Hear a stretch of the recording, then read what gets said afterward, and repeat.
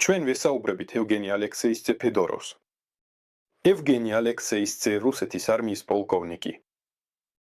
ევგენი ალექსეისძე ეკონომიკურ მეცნიერებათა კანდიდატია, რუსეთის პარლამენტის ქვედა პალატის დეპუტატი, სახელმწიფო დუმის ბიუჯეტისა და გადასახადების კომიტეტის წევრი, რუსეთის ფედერაციის ნამდვილი სახელმწიფო მრჩეველი.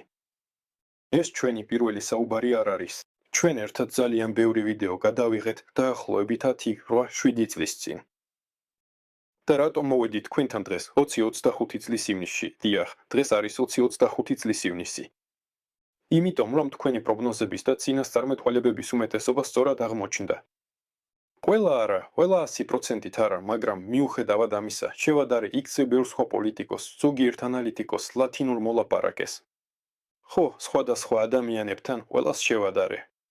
და აღმოჩნდა, რომ თქვენი პროგნოზების პროცენტი, რომლებიც მაშინ წარსულში გააკეთეთ, ძალიან მაღალია. თქვენ ყველას აჭარბებთ. ძალიან ბევრი რამე სწორად გამოიცანით, რაც ახლა ხდება. ანუ რაც თქვენი წინასწარმეტყველეთ ის ახდა, ან სრულად, ან ნაწილობრივ, ხომ? ან ახდა, მაგრამ ცოტა სხვა ფორმით. მაგრამ მიუხედავად ამისა ეს მოხდა. და რა თქმა უნდა, მაინტერესებს, რატომ გაქვთ ასეთი წინასწარმეტყველების უნარი? ნათელია, რომ თქვენ არ ხართ წინასწარმეტყველი, ხომ ასეა? არა, არც ასტროლოგი ხართ, არაფერი მსგავსი. ანუ თქვენ რაღაც გათვლებიდან გამოდიხართ. რა არის თქვენი საიდუმლო? ჩვენ მეცნიერებიდან გამოვდივართ. მეცნიერება ყოველთვის გაძლევს პასუხს, რადგან მეცნიერება მკაცრი ფორმულაა. იქ 2 × 2 = 4-ია.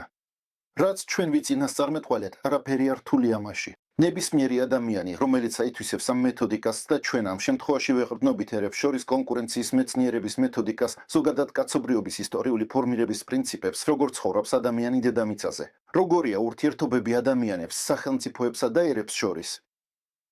ამიტომ ამ ქცევით ალგორითმში მოტივები ყველასთვის ერთნაირია. მიზნების მიღწევის სხვადასხვა მეთოდებია. ამიტომ ეს იციან ისინი, ვინც ამაში ერკვევა. ამას ყველაზე მეტად ისტორიკოსები და იურისტები უახლოვდებიან. ისინიც წინასწარ მოგცემენ ყველა პროგნოზს. არაფერი არ რთული, თუ ამ მეცნიერებაში, ამ მათემატიკაში ჩახედული ხართ. ყველა ვერ ახერხებს ონკანის შეკეთებას. მაგრამ არიან სანტექნიკოსები, რომლებსაც ეს შეუძლიათ. ეს იმიტომ კი არ არის, რომ ისინი გენიოსები არიან, არამედ იმიტომ, რომ უბრალოდ ამით არიან დაკავებულები და ეს საკითხი შეისწავლეს. ასევეა აქაც. ანუ ჩვენ გვესმის, როგორ ვითარდება ურთიერთობები ერებს შორის და გვესმის, რისი გავლით ხდება ეს და როგორი იქნება ამ ურთიერთობის შედეგი. რას ეფუძნებით? ერების კონკურენციას. მოდით ასე ვთქვათ, ერების კონკურენციის თეორია. დიახ. ადამიანები დედამიწაზე ცხოვრობენ გაერთიანებებში, რომელსაც ტომები ეწოდებოდა, შემდეგ კი სახელმწიფოები. ახლა ამას ეწოდება ერები, ანუ სახელმწიფოები, ერები. აი ცხოველები ცხოვრობენ რაღაც ჯოგებში, პრაიდებში ან სხვა ჯგუფებში. ეს მათი ცხოვრების ფორმაა და ერთმანეთში ეს გაერთიანებები, ასე ვთქვათ, კონკურენციაში არიან. ეს არის კონკურენცია ცოცხალ გარემოში, დიახ, კონკურენცია ბუნებაში. ადამიანის ცხოვრობს კონკურენციის გზით სახელმწიფოებში, ერებში, მანამდე კი ტომებში. ანუ თუ სახელმწიფო შევადარებთ ცხოველთა სამყაროს, ეს რაღაცნაირი ფუტკრების გუნდი გამოდის, ხომ? ფუტკრების გუნდი. ან მგლების ხროვა. შეგიძლიათ წარმოიდგინოთ, როგორც ჭიანჭველების ბუდე. აი ის ცხოვრობს ამაში, ძალიან უხეშად რომ ვთქვათ ჭიანჭველების ბუდეში და ეჯიბრება სხვა ჭიანჭველების ბუდეებს. და ასეთი ჭიანჭველების ბუდეებიდან ევოლუციის შედეგად დღეს დარჩა 193. ანუ თქვენ ყველა სახელმწიფო დაითვალეთ. დიახ, გაეროში რეგისტრირებულები. გასაგებია, ეს არის ერებს შორის კონკურენცია. დიახ, ეს სწორედ ერებს შორის კონკურენციაა. და აქედან გამომდინარე, მთელი კაცობრიობის ცხოვრება არის უწყვეტი ომები. როგორც ამ კონკურენციის ყველაზე თვალსაჩინო გამოვლინება. აიღეთ ნებისმიერი ისტორიის სახელმძღვანელო და ნახეთ, ბოლოს როგორც წესი მოცემულია ისტორიული მოვლენების მოკლე აღწერა და იქ მხოლოდ ომებისია ჩამოთვლილი. ომი, გადატრიალება, დამხობა, ომი, რევოლუცია. ეს არის ერებს შორის კონკურენციის კონცენტრირებული გამოხატულება, კონკურენტული ბრძოლის უმაღლესი ფორმით, ომების სახით. ყველა ომი მხოლოდ ტერიტორიებისთვის არის. ანუ ტერიტორიებისთვის არამიმართული ომები შუალედურია. ისინი, როგორც წესი, ასეთი მასშტაბური არ არის. ნებისმიერი მას სტაბური ომი არის ან საზღვრების შეცვლის შედეგი, ან თუ არ იცვლება, მაშინ რომელიმე ტერიტორიის უარყოფა, ანუ ეს არის ბრძოლა, როგორც ცხოველებშია საცხოვრებელი არეალის ან საკონტროლო ადგილისთვის, სადაც მაგალითად, რომელიცაც ჯოგი აკონტროლებს ამ ტერიტორიას. ანუ ერები ერთმანეთს შორის კონკურენციაში არიან და ტერიტორიის პროდუქტი ტერიტორიების კონკურენციის შედეგია. გადარჩენისთვის. დიახ, საფუძველში ეს გადარჩენაა, ზუსტად როგორც ცხოველებში. აი, აბსოლუტურად იგივეა. გადარჩენისთვის. ანუ ვინ გადარჩება, ვინ ვის თითქოს შთანთქავს დაიმორჩილებს. გადარჩება. მაგრამ რადგან ერი, როგორც ჩვენ თქვენთან ერთად განვიხილეთ, არის როგორც ჭიანჭველების ბუდე, შესაბამისად, ეს არის ფუნქციონირების წესები. ადამიანები, პრინციპში, ყველგან ერთნაირები არიან, აქაც, ინგლისშიც, საფრანგეთშიც. მაგრამ სწორედ მათი საზოგადოება ის კონკურენციის რგოლი, აი საზოგადოება. და შესაბამისად, ტერიტორიული გაფართოება საშუალებას აძლევს ამ საზოგადოებას შეიცვალოს, შთანთქოს სხვა ადამიანებიც, თუ ისინი მზად არიან ამ საზოგადოების წესებით ითამაშონ. მეორე, მესამე თაობაში ისინი უკვე დაივიწყებენ, რომ შთანთქმულები იყვნენ. ანუ ბრძოლა ეროვნული საზოგადოებების გადარჩენისთვის, ეს არის ერების კონკურენცია. დიახ, მთელი ტერიტორია დედამიწაზე უკვე დაყოფილია. შესაბამისად, თუ გინდა რომ გაიზარდო ვიღაცას ეს ტერიტორია უნდა წაართვა. რატომ არ შეიძლება თანამშრომლობა? იმიტომ რომ ადამიანის ისევე როგორც ზოგადად ცოცხალი არსების მოტივები კონკურენტული გაფართოებაა.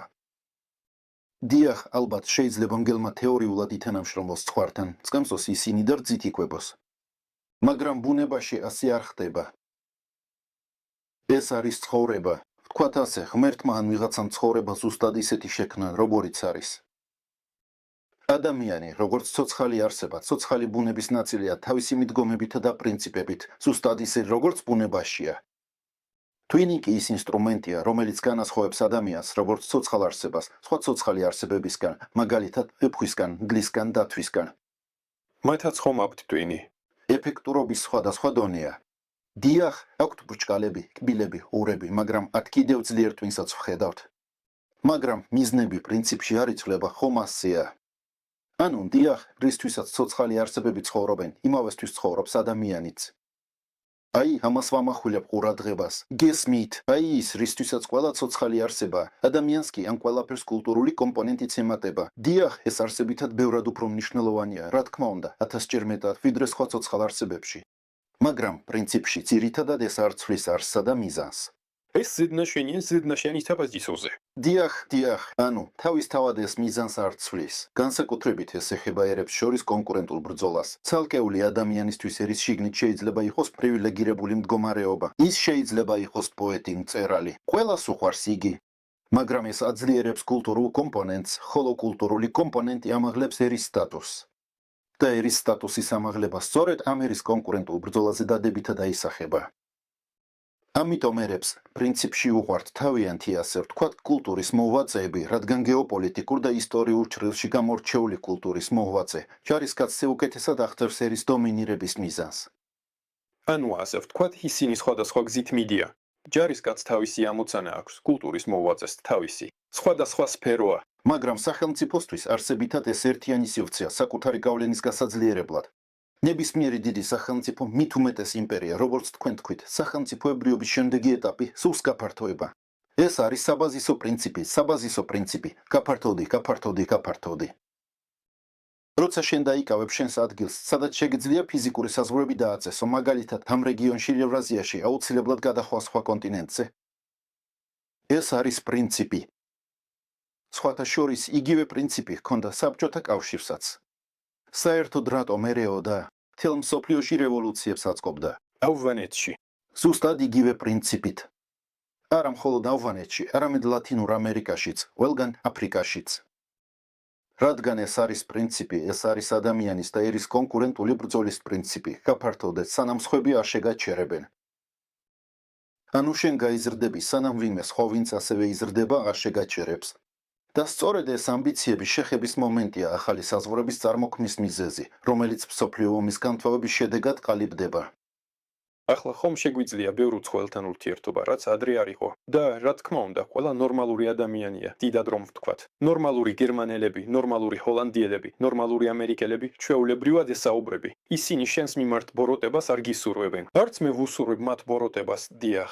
მაგრამ სწორედ სახელმწიფო როგორც სისტემა წინააღმდეგობაში შედის.